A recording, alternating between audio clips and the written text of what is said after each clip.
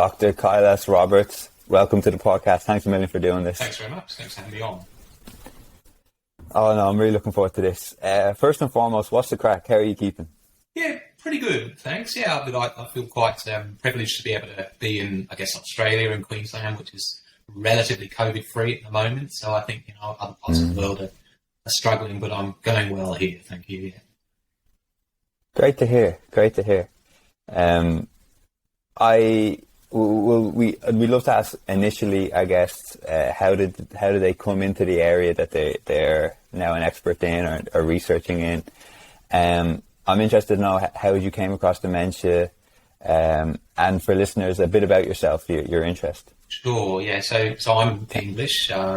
Came to Australia in 2000, but before that, sort of lived in the southwest of England and then northeast of Scotland, and then back sort of halfway between the two, went to Leicester University and did medicine there, and finished doing sort of medicine and had to decide which subspecialty to go into. So I did a bit of emergency medicine, a bit of intensive care, and then I did some sort of junior housework in Manchester, actually Bolton, and then we were recruited by a locum agency who sort of approached a whole bunch of us English doctors with these PowerPoint slides with pictures of nice beaches in Queensland, and managed to kind of convince us to go over to Australia. And it just happened that I met my wife, now wife, who's Australian as well, over in England. So there was kind of double reason for me to come to Australia, and I've kind of been here most of the time ever since then. So that's kind of my background, I guess. The dementia thing, well, so you can come across dementia as a sort of subspecialty by a few different routes, but mine was through doing psychiatry, so general adult psychiatry, sort of dealing with depression, anxiety, schizophrenia, and so on. And then I subspecialised in psychiatry of old age, which is the nominal cutoff is 65 and above. And as part of that, sort of dealing with more people a little bit older, you look at their cognition, their thinking, and so on. And so that's sort of how I guess I came into dementia work. You often neurologists and geriatricians also sort of deal with dementia. So there's three different specialties, but mine's through that kind of psychiatry route, I suppose. Yeah. Okay. And was there someone in your life, in your family, or your small circle that had dementia? Was there any sort of personal affiliation before you? Yeah, not a huge amount. My father's mother did end up having vascular dementia, but I didn't know her too well, I have to say. But for me, I think it was more just being really interested in how the mind works and how memory works. And I always remember being interested in kind of how to optimize brain function and so on. And like even as a teenager, I remember reading these books by a guy called Tony Bazan, who did like mind mapping and these kind of memory matrices and things like that. So I've always been kind of interested in that side of things. And I think when I was just dealing with the elderly and we were doing a lot of cognitive function testing, I was just found it really, really interesting, I suppose. Yeah. Okay. Before we go any further, just for listeners who think, oh yeah, I know what dementia is, so we can move on. James, there's no need for this question. Can you give us a definition of dementia? Because I think a lot of people have come across it in some capacity, but just for clarification. Yeah, absolutely. And I actually think it's quite an important point to clarify, because there is a lot of sort of misunderstanding, and most of your listeners have probably heard of Alzheimer's disease, and they think that Alzheimer's disease and dementia are exactly the same thing, when they're actually not quite like that. So dementia is really what we refer to as an umbrella term, which means that there can be a number of different causes of dementia, which we can talk about.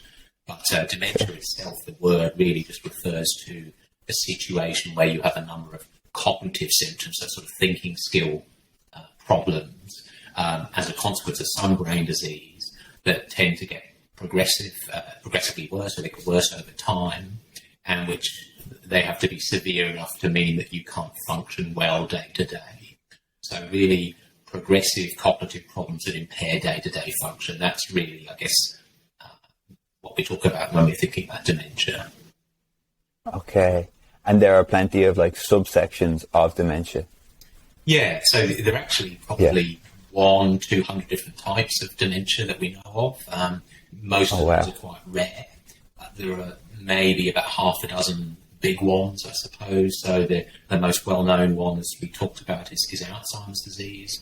And Alzheimer's disease accounts for probably about 2/3 of the later onset dementia, that dementia occurring after the age of 65. So that's the most common. Okay.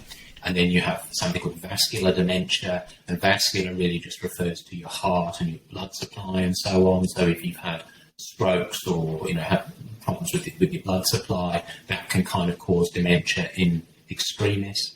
Then we have something called frontotemporal dementia, which is quite different again. So that's a dementia that affects the front part of the brain, frontal lobe, and then the temporal lobe. And then we have something called Lewy body dementia.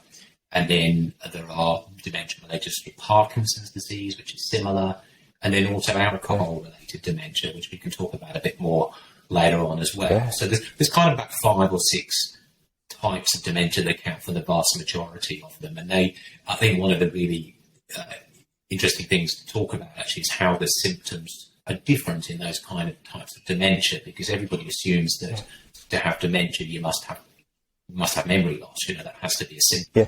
But actually that's not the case at all. Depending on what kind of dementia you have, depending on where the disease in the brain is, you might get other symptoms. So your memory may be pretty good, but you may have other symptoms instead, and that can still be dementia. Ah, okay. Already this is very helpful for me. You're debunking a lot of things that I thought I knew. This is great. Before we get into kind of what potentially causes dementia, what you've come across in your research, I also like to ask if there are any more misconceptions about dementia that you would kind of like to debunk or clarify, because like you said, dementia, it's actually, there are 200 types of dementia, and there are different types, and it affects different types of the brains and different areas of the brain. I was wondering, just before we move on, is there any other kind of misconception that you would like to say, no, that's not the case? Yeah, so I think the first one is that dementia is inevitable. So I think there's an assumption that, if we get old enough, we're all going to get dementia, and age is certainly a risk factor, but I think it isn't inevitable. And there are actually quite a lot of things, and we can talk about this, that you can do to prevent dementia occurring, or at least delay it, push it back by 10 years, which is a really worthy goal as well. So I guess that's one thing that's worth kind of thinking about. The second thing is that when people think about dementia, they think, well, there's nothing you can really do about it, so there's no point really even getting diagnosed, because once you have it, that's it.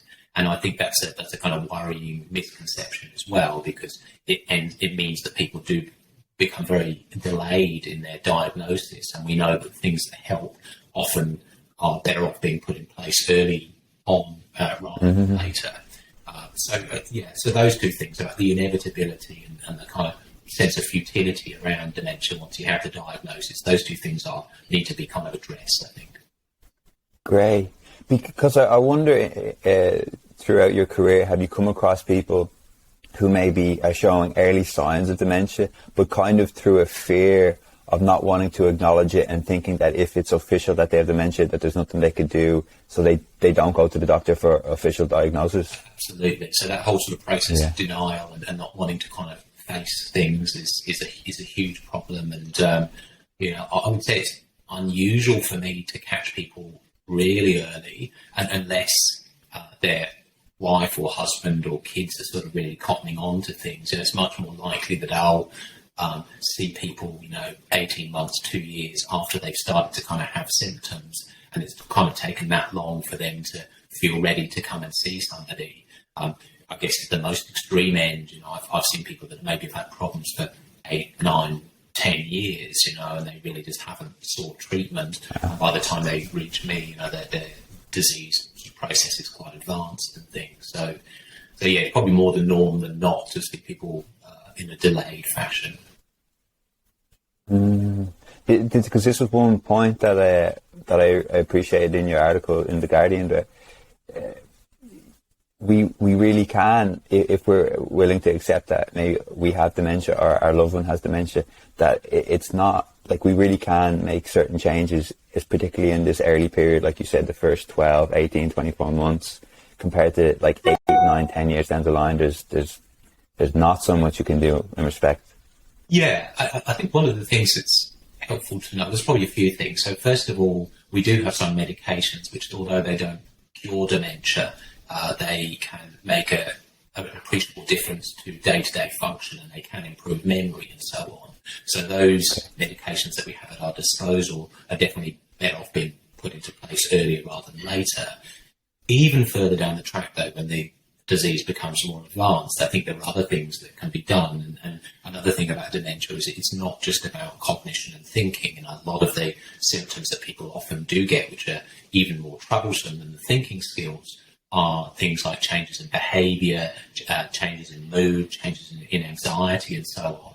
So even if you can't do much in terms of preserving cognition and memory and so on, you can do an awful lot often to kind of make their quality of life a lot better, improve the mood, settle the anxiety and so on.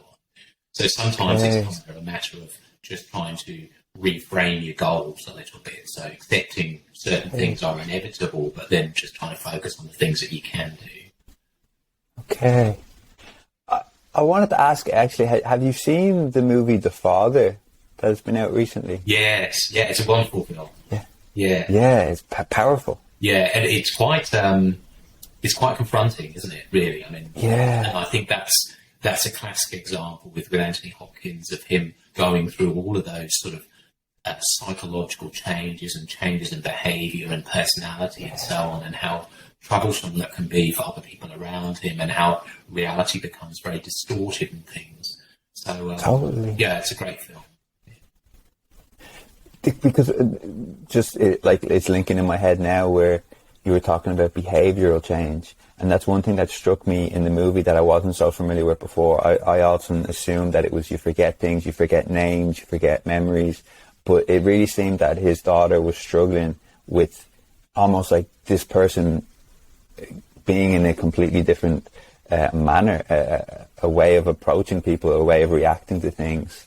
Yeah. And I read an article very recently, and a woman whose husband had dementia. She said that she mourned his death twice, in the sense that she mourned it when she was experiencing this totally different person. The person that she fell in love with was almost no longer there, and then when he eventually passed, like he left his body. I'm interested. So this medication that you speak of, and also the lifestyle changes, there is research to suggest that these mood changes, this maybe like inclination towards anger, this can be improved. Yeah, absolutely. So some of the medications that we would use for similar problems, I guess, in younger people, whether it's depression or anxiety, we do use them in the same symptoms as somebody that has dementia. I should probably say that as a general rule, they're probably not quite as effective as they are in younger people, and that's probably just because you need to have, I guess, intact brain matter, and to a degree, the neurotransmitter system needs to be reasonably working well in the first place for the drugs to work optimally. But certainly, we do use those kind of medications sometimes. Excuse me. We do use those medications often, and I think they can make a real difference. And even the medications that we use to help with memory and so on, they can help with those behavioural and psychological changes as well. And actually, a large part of my day-to-day work is dealing with exactly these problems and trying to work out what we can do. And that's actually in recognition of the fact that these problems are actually more of an issue for a carer, for instance, whether it be a husband or wife or a nurse or an adult child. They're more of a problem than the memory loss itself. And we know that carer stress, as it's often talked about, is a huge deal. So somebody whose primary role is to care for somebody with dementia themselves will have higher rates of physical health problems, mental health problems. They even have a high rate of dementia itself, which may be reflective of stress that they're under, and we know that stress can impair brain function and so on. So it's it's a big part of what I do, and I think a really important thing to sort of try and address. Okay, this is great. So this is a nice segue for my next question was, as you said before, contrary to popular belief, there are lifestyle changes that you can make that, if not prevent dementia, you can definitely delay the onset of dementia. I guess the first one we could address, just as you mentioned it there, stress. You think living consistently through decades of stress increases the possibility of you getting dementia? It certainly seems to be that way, and I think research does sort of bear that out. If we have chronic stress of a psychological nature, it's harmful to the brain and may predispose to the development of dementia later on. And, I guess we're not talking about common everyday stress here, which we all have. That's not necessarily that problematic from a dementia risk perspective. But sort of chronic high levels of stress are a problem, and likewise, long-term severe or moderately severe depression is a problem as well for the brain. Okay. And there's this sort of interesting link with inflammation. So we know that these mental health problems increase inflammation in the body, they increase inflammation in the brain, it seems. And it's that we believe now that things like Alzheimer's disease are actually driven to a large degree by this kind of chronic inflammatory process. So we can see when people are depressed or anxious, their inflammatory markers in their blood go up. And we know that that's not good for them in the long term. And then there's other really kind of interesting stuff about structural changes that occur when people are depressed, for instance. So in Alzheimer's disease, one of the core structures that gets damaged early on is something called the hippocampus, which kind of sits deep in the brain. And that kind of shrinks, and that accounts for the memory problems that people with Alzheimer's have. But we also see that shrinks in depression, for instance. So if you take somebody that's very depressed, their hippocampus may also be small as well. And so there's some kind of link there. And then if you actually treat their depression, their volume of the hippocampus actually increases again. So there's definitely some kind of link there between mental health, untreated chronic mental health problems and dementia risk. So it's very important to sort of try to address that when you can. Great. And so if I understand correctly, then we're saying that inflammation in the body, in the brain, could increase the possibility of you getting dementia, but also of other areas. Are there proven means in which you can decrease inflammation in the body and in the brain that you've come across? Yeah, so certainly treating those mental health problems would help hopefully dampen inflammation. We know that exercise, although it maybe acutely increases inflammation sort of while you're doing it or thereabouts, in the long term dampens inflammation down. Then there's sleep, and sleep, is a fascinating thing to me. We know that if you don't sleep well, that tends to be associated with high levels of inflammation. So getting a good night's sleep is really important. And actually, on the topic of sleep, there's this sort of really interesting mechanism that takes place when we're in the deeper stages of sleep, where there's this kind of what we call a brainwashing effect, where through a system called the glymphatic system, fluid is washed through the brain, and as it washes through the brain matter, it takes away a lot of those inflammatory molecules, and so it does effectively wash the brain of these things that otherwise would be harmful. So we do need to kind of sleep, and ideally sleep deeply, to get that sort of anti-inflammatory kind of effect. So sleep's critical, exercise is really important. The other big one is diet. So depending on what you eat can hugely influence your kind of levels of inflammation in your body and things like that. We can certainly talk about that if you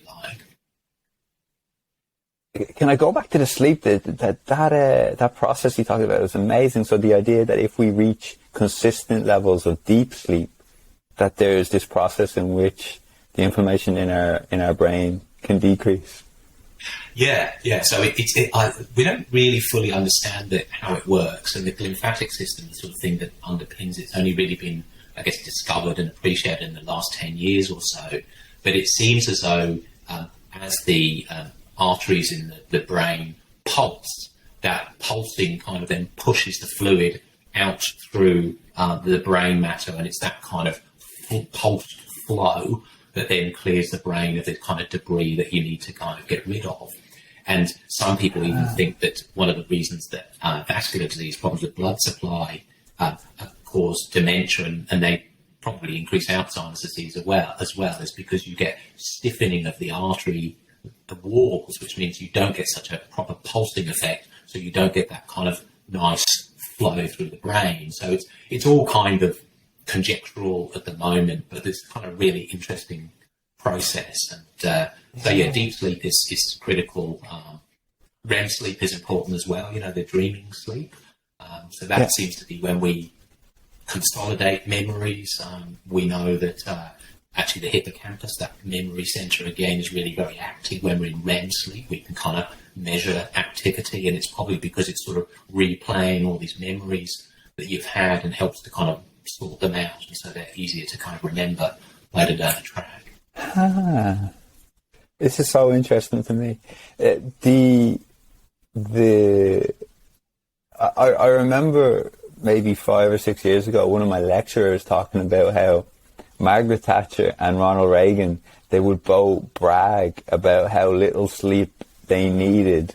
Because I think they were saying something like they would sleep 5 hours a day, 6 hours a day is max, because they had so much to do and they needed to do this and they needed to do that, and that's what you needed to be to reach to the top.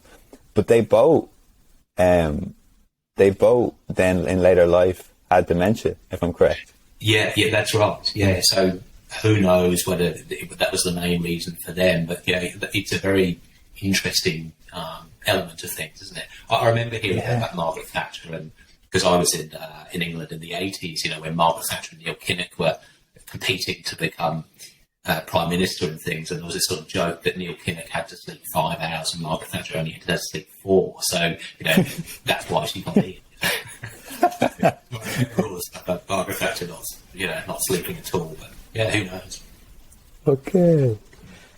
Can I ask, the co-host here, Seb, he's big into languages. I'm also quite interested in languages as well.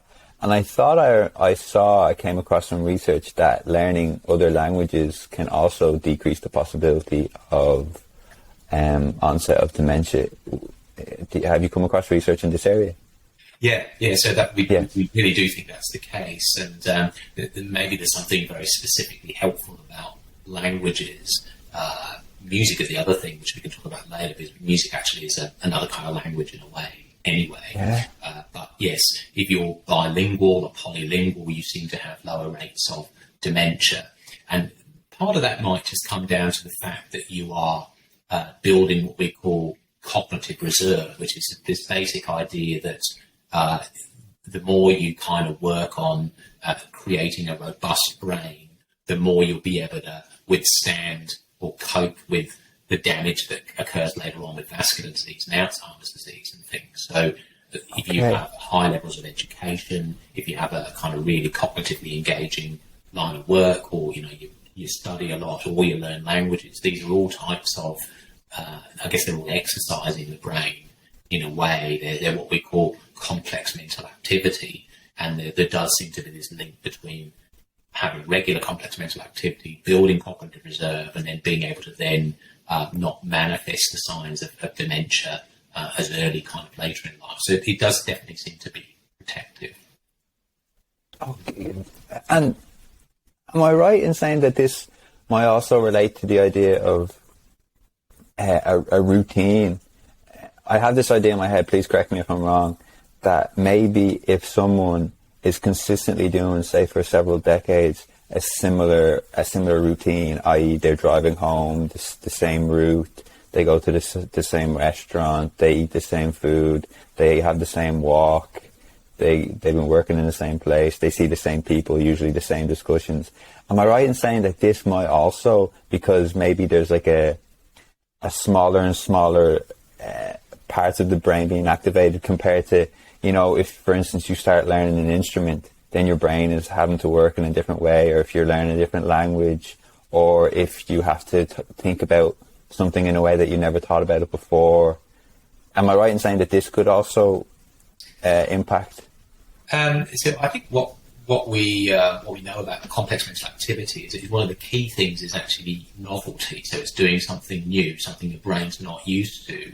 So in a way, I think if you're just doing the same thing over and over again, having a very set routine, I don't really know whether research bears this out entirely, but my feeling would be that that's going to be less helpful than doing more broad, novel things throughout your life.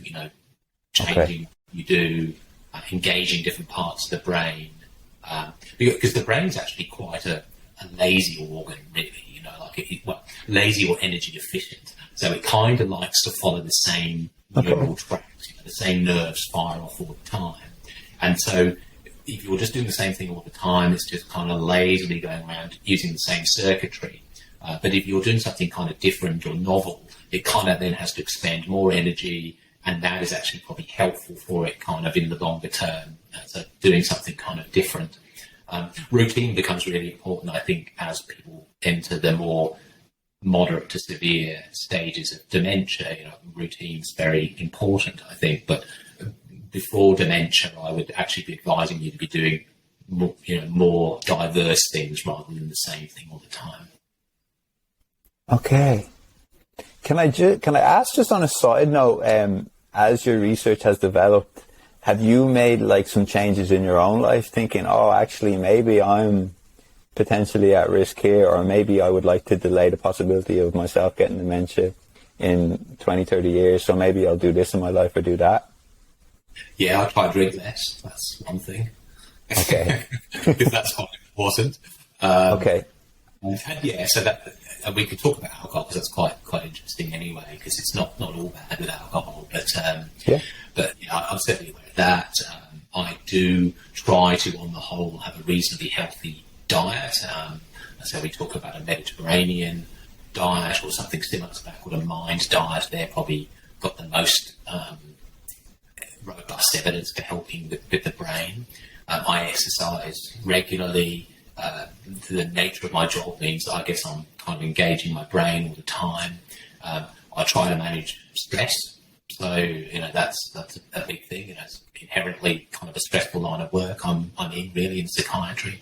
A lot of risk, a lot of people that are very sick and things, so I'm quite aware of that. I try to meditate regularly, because I think that's actually really good for your brain as well. So I try to go easy on sugar, which is hard, but sugar is horribly toxic for the brain. So, if you can minimise that, that's helpful as well. So, yeah, I try to put a lot of these things into place with varying results, I would say. Okay. I appreciate the honesty. It's difficult. If that's okay, then can we talk a little bit on alcohol and sugar? Yeah.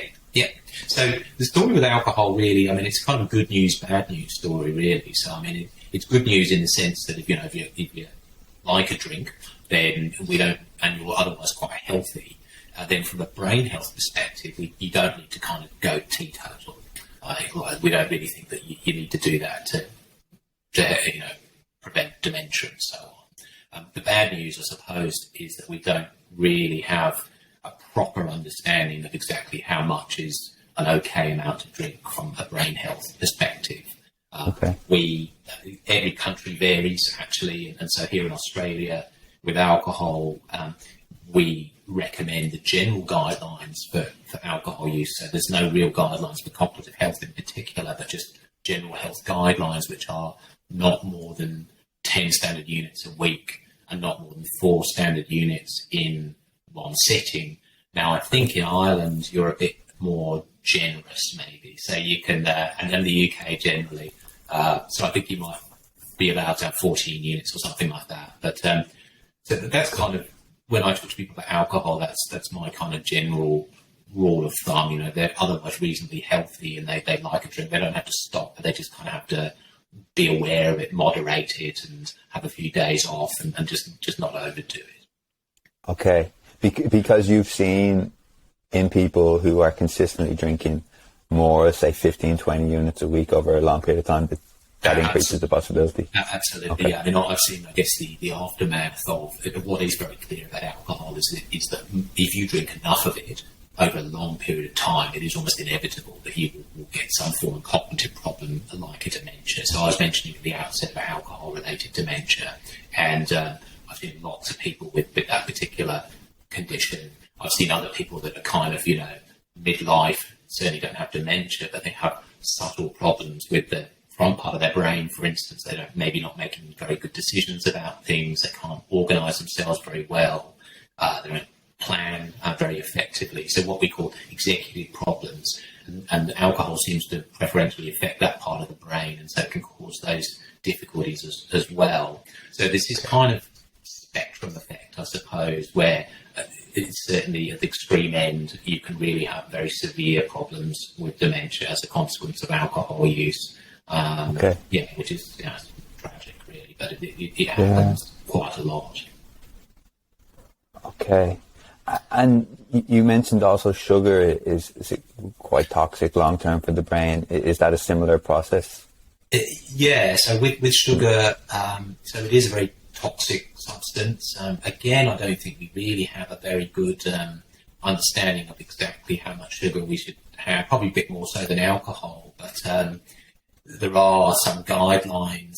Everybody's different. Everybody has different vulnerabilities. I think, some people may be more likely to get diabetes, which is sort of the end product of excessive sugar consumption, of type 2 diabetes, that sort of thing. Other people might be relatively well protected from it. So it seems to be a very individual thing.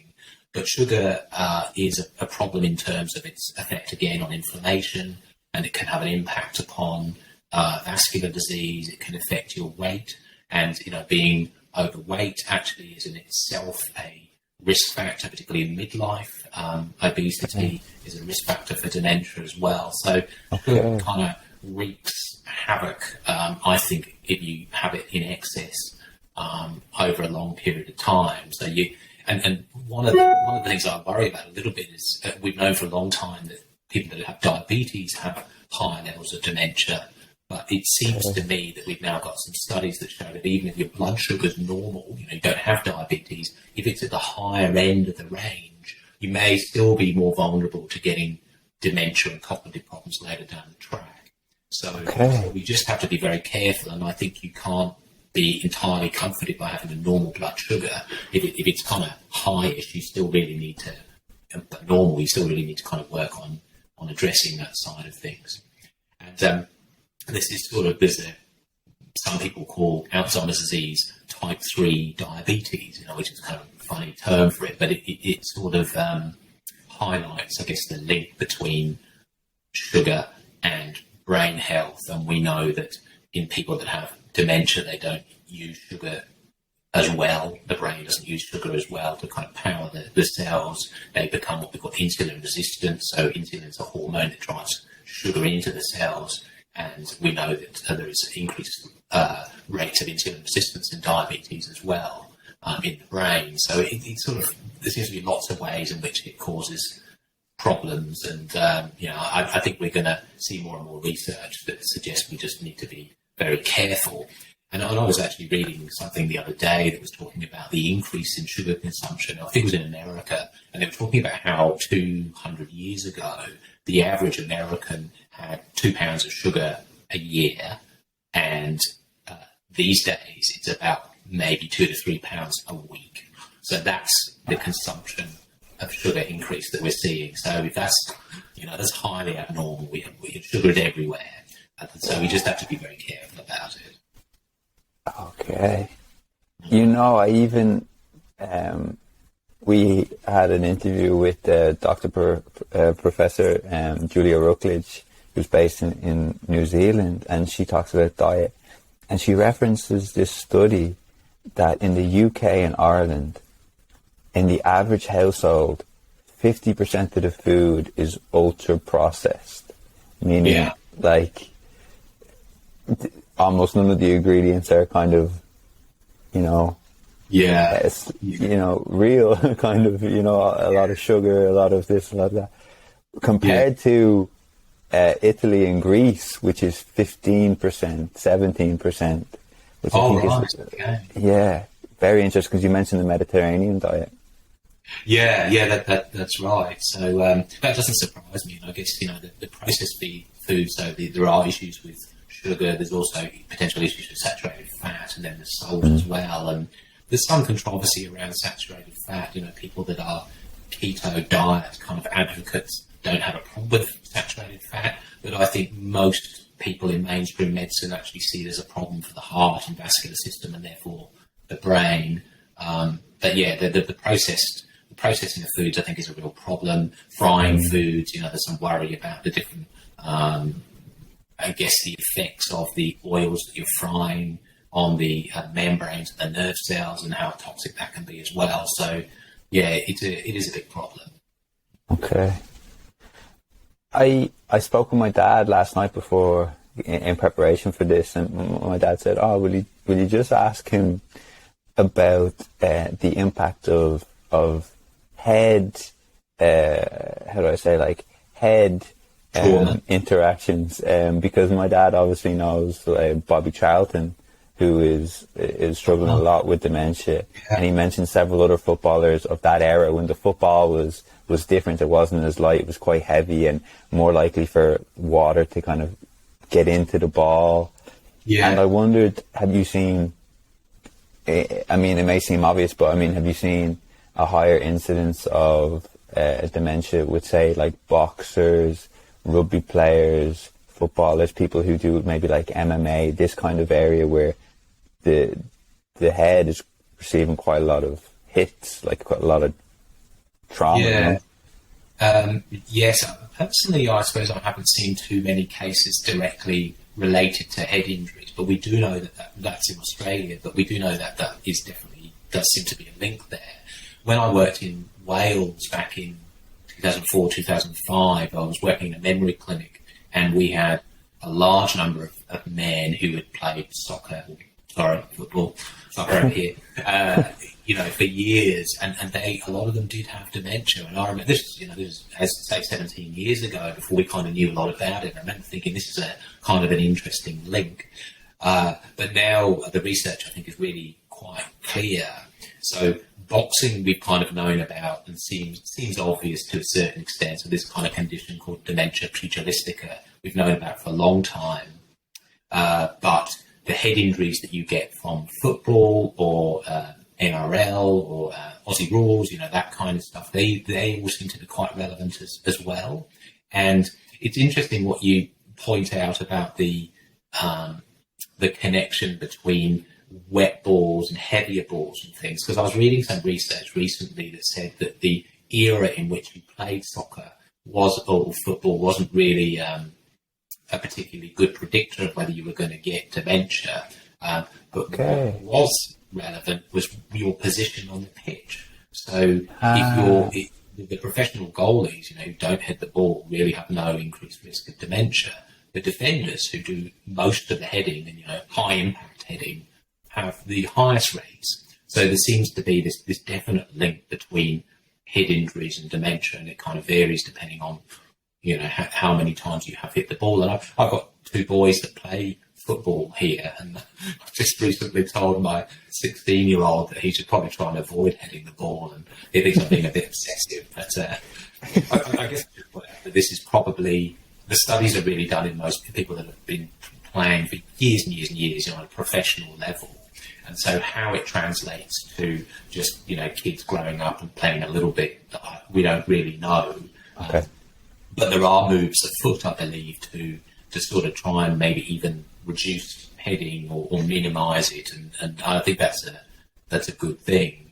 Okay. So what we know is that if you hit the ball enough times, then you can cause damage, this thing called chronic traumatic encephalopathy, where basically it's just a problem with the brain that arises, and you get this protein in your brain called tau, and amyloid and tau are the two proteins that we see in Alzheimer's disease. So that can cause all kinds of problems for the brain, so you can kind of imagine. And so, so head injuries is something we just need to be very mindful of. Okay. Thanks, Chris. I wanted to ask, I know you mentioned it before, but I think this is important. Say, if there are people listening who have a loved one who has dementia, and maybe they feel a bit down or a bit kind of somewhat hopeless, I'd love for you to reiterate that even when someone has been diagnosed with dementia, there are still lifestyle changes that can be made that can improve the condition. Because I even read recently that there was they estimate roughly 50% of people with dementia suffered a deterioration during the lockdown. Yeah. And I wonder if you could speak a bit more about this. Yeah, so I think that on that topic of the lockdown in particular, the social connection is so important, and we know it's important for mental health, and we know that the rates of mental health problems have increased with lockdown, so there's that kind of issue by itself. But the concept of loneliness, which comes about when you don't feel connected to people, is this, again, an inflammatory kind of condition that then can potentially drive the damage to the brain in the longer run. So we can, again, measure the inflammatory markers in the bloodstream, and we've seen that they're elevated in people who feel lonely. And there's a bit of a difference, and I think it's important to point out there's a difference between people being socially isolated and lonely. Yeah. So social isolation is a social construct in terms of how many people are around you, I guess. Loneliness can occur regardless of how many people you have around you. And sadly, a lot of the really lonely people I see are people in nursing homes who are surrounded by all these other people, but they don't have a meaningful connection to them. And so they can still feel lonely. And it seems to be loneliness that is kind of the key issue when it comes to kind of poor brain health and dementia risk and so on. So staying connected is hugely important on lots of levels, and is definitely coming back to your sort of question about, well, what can we change when you have dementia and what can help. Feeling connected to people is definitely one of those things we should all be striving for.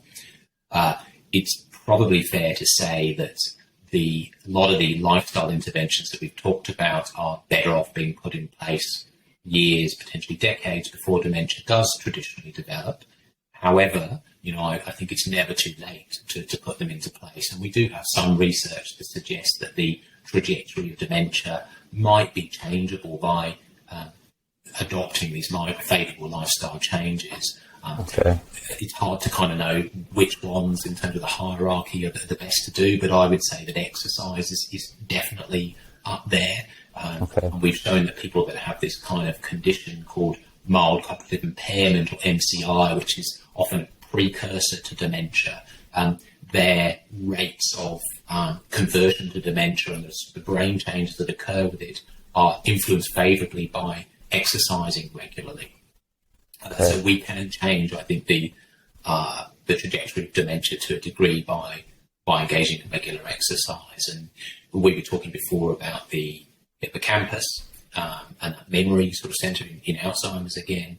And we know that exercise can increase the volume of that. We know that exercise induces this molecule that we call brain-derived neurotrophic factor, which is like miracle grow for the brain.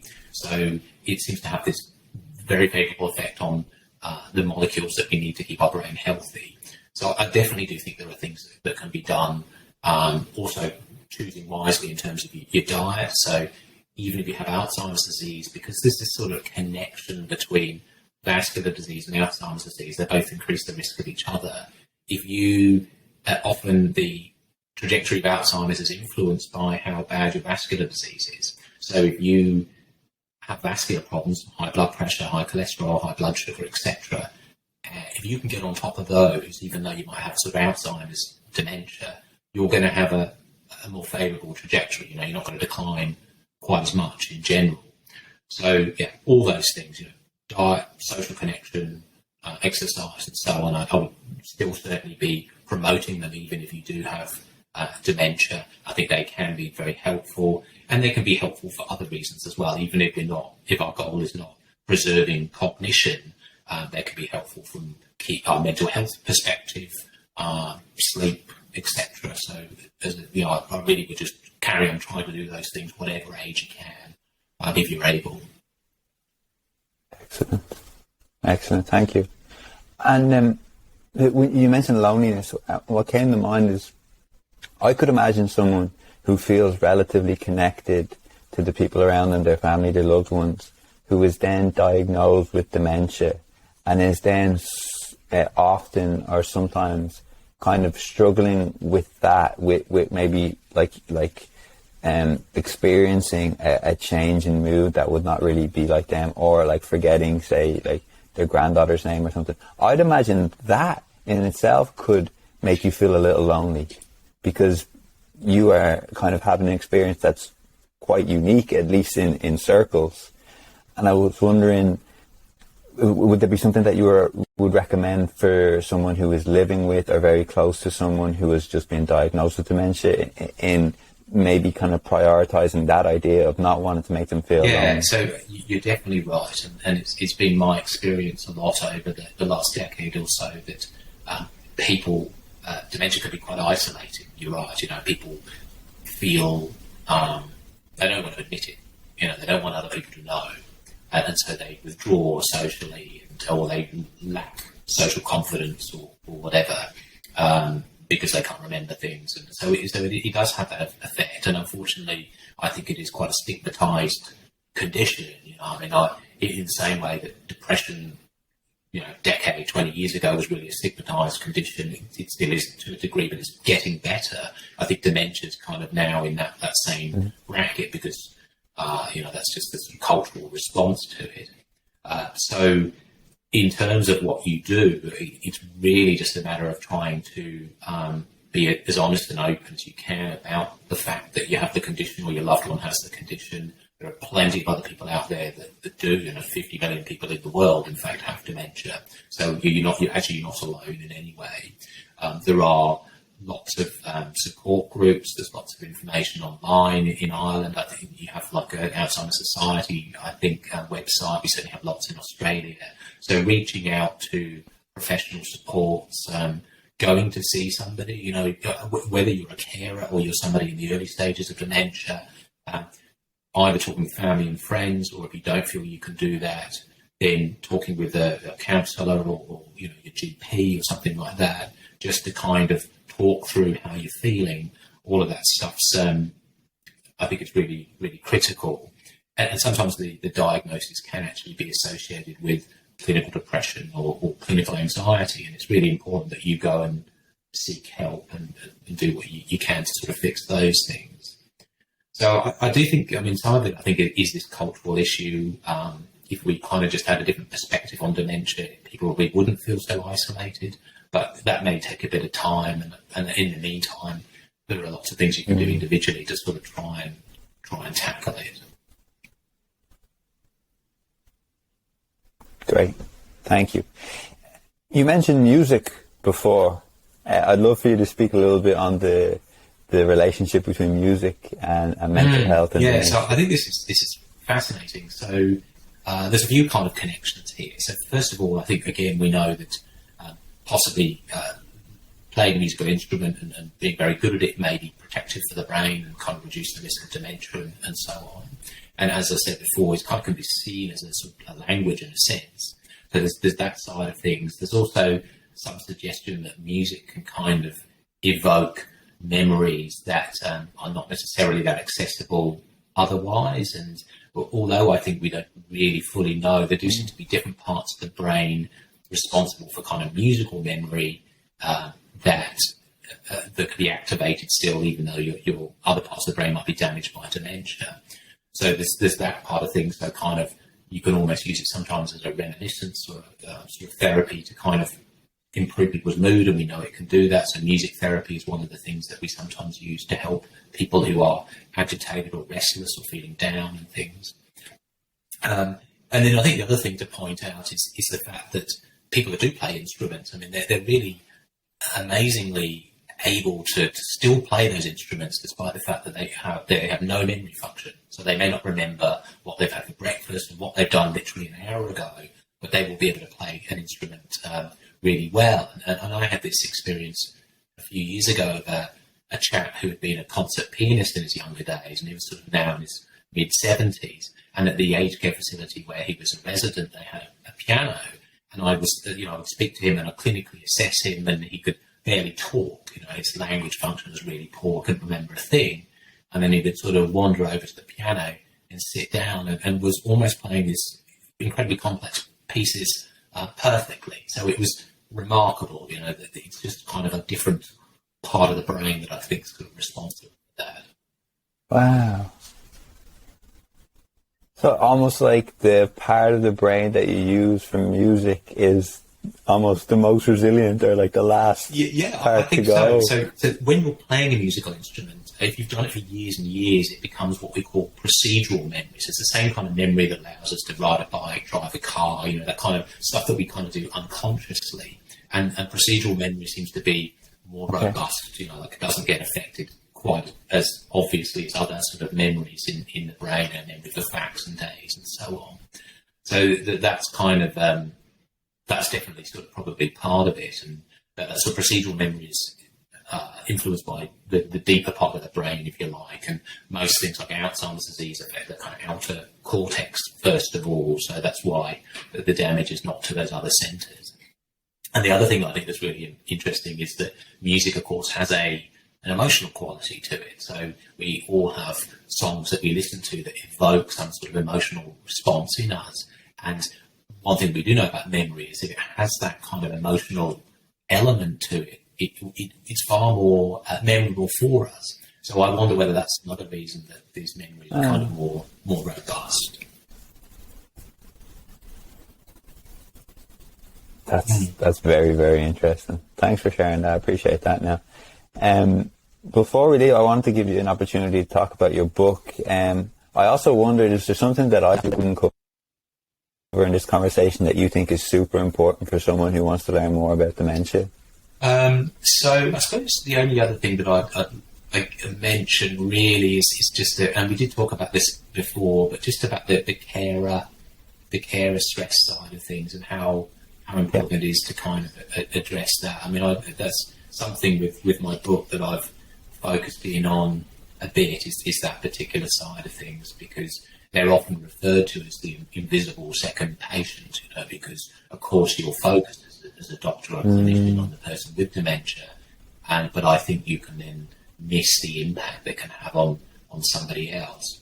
And so, ultimately, if you're talking about a husband and wife, they want to generally stay together as long as they possibly can. But if that carer stress becomes too much, that's the sort of thing that's going to cause the relationship to break down, and then all those feelings of grief and loss and so on. So doing whatever you can to sort of support carers, I think, is kind of the other thing that I really, I guess, like to mention. And the only other thing, I suppose, to kind of comment on, because I get a lot of people that they're in their 50s or 60s or early 70s and they're worried about their memory, but actually they've just got an aging brain. And I think being able to kind of differentiate between what happens to the brain in normal aging versus dementia is quite a helpful thing to know. And I do talk about that in the book. But, essentially, as we all get older, we probably anticipate that our memory function will go down a little bit.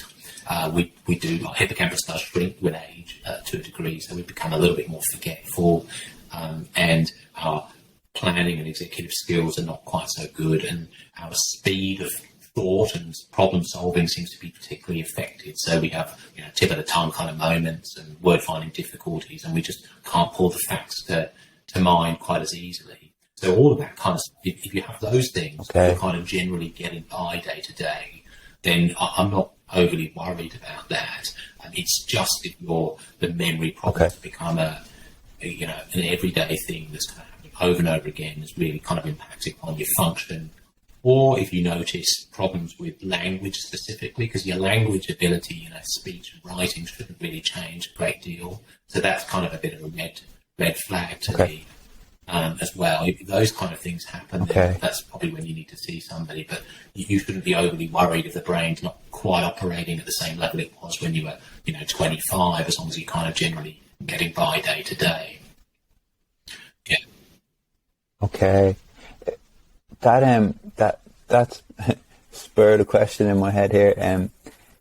For instance, if you do have someone close in your life who is later, like maybe 60s, 70s, and they are showing signs of, like you said, this maybe small memory loss, or maybe struggling to come with words, or it's taking its time. In your experience, I know in Ireland, for instance, it would be pretty common for someone to say, like, sure, sure, how are you forgetting that? Or you asked me that yesterday, or you've asked me that 3 times this week, or something like that. In your experience, is that approach actually counterintuitive? Does that actually increase a kind of worry in the person that maybe everything they say they're repeating, and then does that make them kind of go further inwards, or is it impossible to say? Or I think that you have to tread carefully, and as a general rule, I try to avoid, or I try to encourage people that are looking after somebody with memory problems to have that confrontational, slightly challenging approach, because I don't think it's actually that helpful.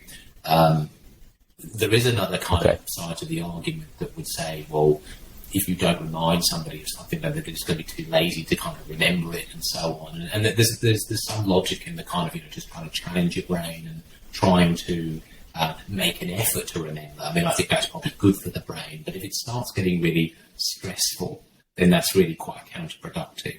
And certainly if you do have somebody with I guess a fully fledged Alzheimer's type dementia, then, it's not as though they can't remember anything, but their capacity to remember things eventually will become very diminished. And so however much you kind of remind them that you told them something, it hasn't gone in. So you just cause stress, and it's just kind of not worth it. I think it is counterproductive, really. Okay. Thank you for that. And just to speak a bit more about your book, can you remind the listeners what's it called, where it can be found, and the style it's written in? If someone's not used to reading books about a certain medical condition, is it quite accessible? It was certainly designed for the lay public rather than for medics, or I think health professionals hopefully would get a lot out of it as well, because it's got a lot of, I guess, information about certain conditions and what we think is sort of going on, and covers a lot of the stuff that we've talked about. But it's written in such a way where it's kind of broken up into chapters, and then you can get a look at the key points in the chapter at a very superficial level, so you don't have to kind of read everything all the time.